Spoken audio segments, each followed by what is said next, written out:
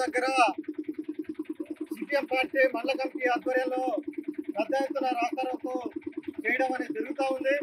ముఖ్య కారణం ఏంటంటే ఇసుక లారీలు విపరీతంగా మరి ఊరుబాక కలవట్టు నిర్మాణం జరుగుతూ ఉంది.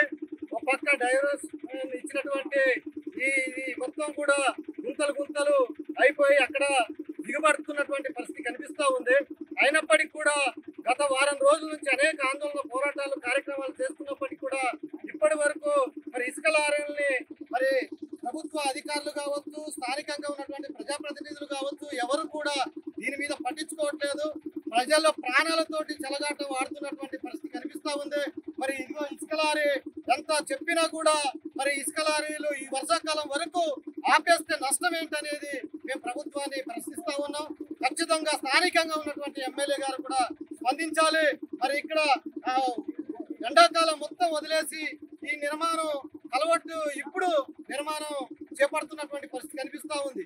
అది ఎటు పూర్తి కాకుండానే ఇసుక లారీలు విపరీతంగా దాదాపు 50 నుంచి 70 టన్నులు సంబంధించినటువంటి లారీలు ఈ రోడ్డు మీద నడుస్తున్నటువంటి పరిస్థితి ఉంది. భద్రాచలం డివిజన్ లో చూస్తే వాజేడు, వెంకటాపురం, చెర్ల, దుమ్మగూడెం మరి భద్రాచలం వరకు చూస్తే రోడ్డు మొత్తం కూడా మరి ఎడం పక్క మొత్తం పాడైపోయినటువంటి పరిస్థితి కనిపిస్తా ఉంది. దానివల్ల అనేక యాక్సిడెంట్లు జరుగుతూ ఉన్నాయి. ఇసుక లారీలు ఇప్పటికే అనేక మందిని బుద్ధి చంపుతున్నటువంటి పరిస్థితి కనిపిస్తా ఉంది. మరి అయినప్పటికీ కూడా ప్రభుత్వం కానీ ప్రభుత్వ అధికారులు కానీ నిర్లక్ష్యంగా వహిస్తూ ఉన్నారు. మరి ఎక్కడ కూడా ఆపట్లేదు. ఇంతమంది మొత్తుకుంటున్నా, వందల మంది ప్రాణాలు పోతున్నా కూడా మరి ప్రభుత్వం కానీ ప్రభుత్వ అధికారులు కానీ చాలా నిర్లక్ష్యం వహిస్తూ ఉన్నారు. ఈ వర్షాకాలం అయిపోయేంత వరకు, ఈ బ్రిడ్జి పూర్తయిపోయేంత వరకు ఇసుక లారీలు వెంటనే నిలుపుదల చేయాలని స్థానిక ఎమ్మెల్యే కానీ ఎంపీ కానీ. తెలుగులో న్యూస్ కి ఫాస్టెస్ట్ యాప్ ఇప్పుడు టోటల్లీ న్యూ అవతార్లో జస్ట్ 5 సెకండ్స్ లో కంప్లీట్ న్యూస్. సోషల్ మీడియాలో ట్రెండ్స్ కి one stop solution.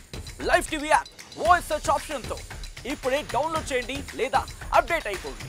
App link description లో ఉంది.